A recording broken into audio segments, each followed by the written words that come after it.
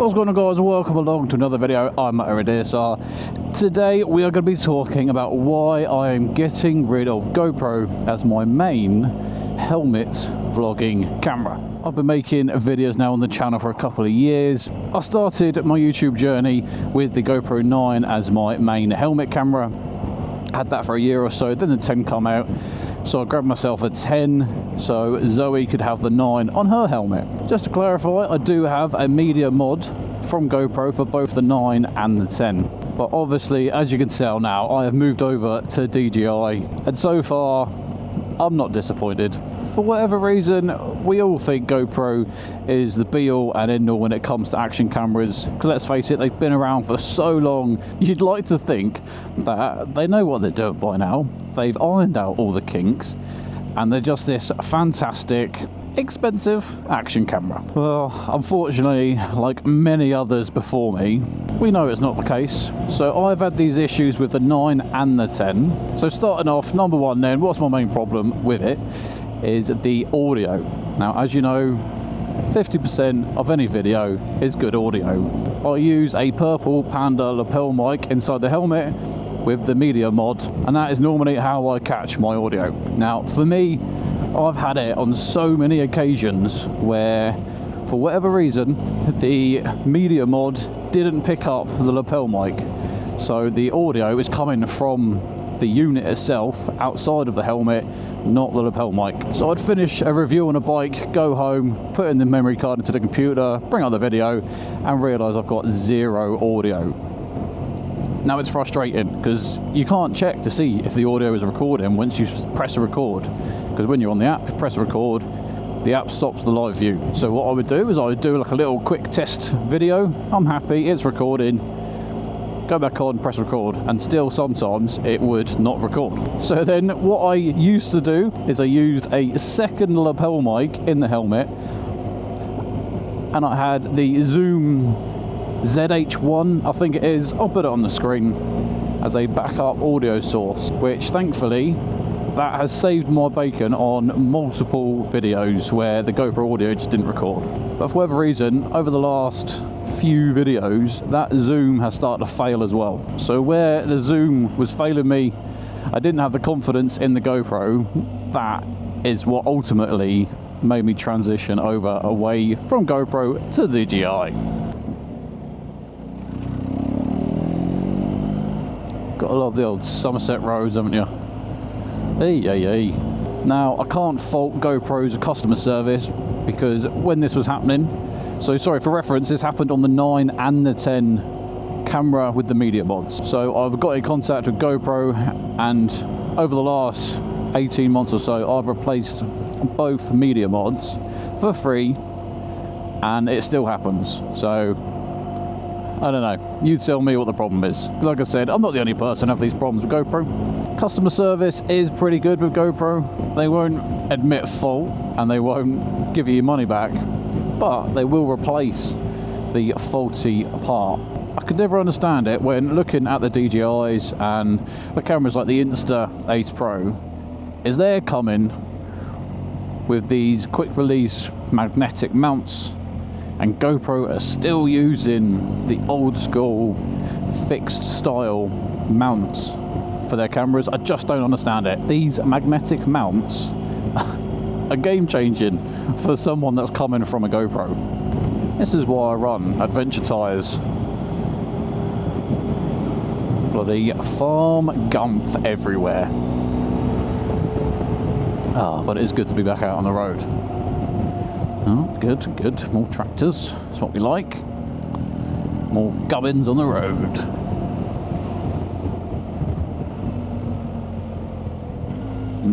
Smells fresh. At the start, when the audio was failing and I didn't have the Zoom backup recorder, like I said, I'd go and do a review, and then after realising I had no audio, the amount of times I've gone back to the dealer on a different day to record the same bike. When they say time is money, it is. It's a lot of faff. The dealers are between half an hour and an hour and 15 away from me. So there's a lot of time, effort and money just getting to these locations. just to realise that your £500 camera has failed. Not what you expect. Ooh. Bloody tractors everywhere. The second biggest problem for me, other than the audio not recording, is going to be the battery. Now, I've got the normal GoPro batteries, I've got some of those white kind of extreme weather GoPro batteries, and I've also got some Telesin aftermarket batteries. It doesn't seem to matter what battery of those I have in, I still have this problem. Now, I know other people have had it where the batteries have swollen when they've got hot and they've expanded inside the GoPro and made it really hard to get it out. I've not had that problem, but for me, I'll put a new battery into the GoPro, I'll put it on my helmet, I'll push record, put my gloves on, jump on the bike, and within a few minutes, the thing turns off and tells me that the battery is depleted. It can't be possible because I've charged all my batteries beforehand. So yes, that is frustrating, but at least it's told me straight away. But the next problem with having this issue is the mounting system for the GoPro. We all know they've got the traditional locked in place feet, where to put it on the helmet, it's a laborious process. You take out the screw, eventually get the holes lined up, put the screw in. 9 times out of 10 you need a screwdriver as well, because you can't do it up tight enough with your fingers. Going back to the whole point, the battery has now descended, depleted. I need to then change the battery. Now you're thinking, well, it's got a door on the side of the media mod. Logically, if GoPro had put the door on the same side as the battery, I could have left the GoPro on the helmet, lift up the door, take the battery out, fresh battery in, close the door, and I'm away. And I could have do that without taking the helmet off. Problem is, GoPro don't do that. To get to the battery with the media mod on, you've got to undo the whole thing. And let's just appreciate how long, because bearing in mind, the screwdriver is now in my bag or in my pannier. So I've got my bag off, open up my pannier to get my screwdriver out, to get the other batteries out. Then eventually you get the GoPro off, you then take the media mod out, you then pull your battery out, get a fresh battery, put it in, and you have to redo the whole process. And at this point, you're just hoping that it's not going to happen again with the battery you've just put in, because I've had it where it's done that on several batteries, one after the other. So I'm still going. Process hasn't finished yet. And there you go. Like I said, bearing in mind, I haven't got my kit on, haven't had to get to my screwdriver. Process of that, and the fact that it happens way too often, it just breaks me, does my nut in. But then with DJI and Insta that have got the magnetic mounts, you just take it and you push it on and it's clipped in place.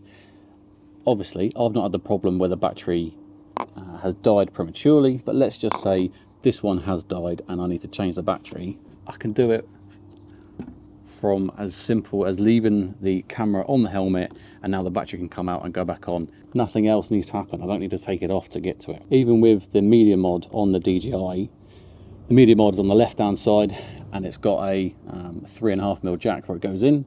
Battery's on the right hand side, so I don't have to take off the media mod to get to that. But again, the perks with the DJI is I use the DJI Mic 2, place this inside my helmet, so I don't even have a 3.5mm media mod on the outside of the DJI. Let's just appreciate how quick you can take off the DJI, take out the battery, change over the battery, and then put it back on. I mean, GoPro, you're on GoPro 12 and you still haven't come up with a magnetic mount or sorted out the media mod where you can change the battery with it on the helmet. Another pointer with having to take off the GoPro from the helmet to change over the battery is when I put it back onto the helmet, I can't guarantee it's going to be in exactly the same position. So I then need to get my phone out, make sure it's angled properly before I then start riding. Where when you take off with a magnet, the mount stays in the same position. So when I put the camera back onto the mount, it's in the same place. So I don't need to worry about the camera angle. I can just do this once, depending on what bike I'm on, sports bike, touring bike, whatever. do it once at the start of the ride, and then I'm good to go for the rest of the ride. And being this content creator, motovlogger, whatever you want to call it, we all like to walk around our bikes. So you can get yourself your selfie stick. You've got another magnet mount on the top. You can then just take the camera off your helmet, place it on there, and there you go, you're good to go straight away filming. A lot of people nowadays want to film Instagram style vertical content, whereas if you want to do that with the GoPro, you need to get an extra mount to then change it to the side. What's cool with the DJI, it comes with a plastic cage. You can place the camera in the cage, because the camera itself only has the mounting ports on the bottom, and then the cage has got an extra vertical mount,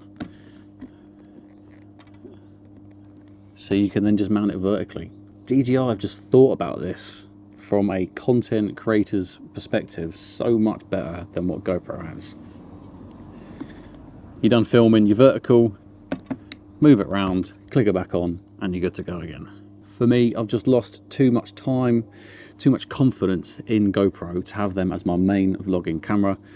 I'm going to keep them for the POV, so on the handlebars looking back, but I am not keeping it for my helmet main motovlogging camera going into 2024 and onwards. I think I'm done with GoPro.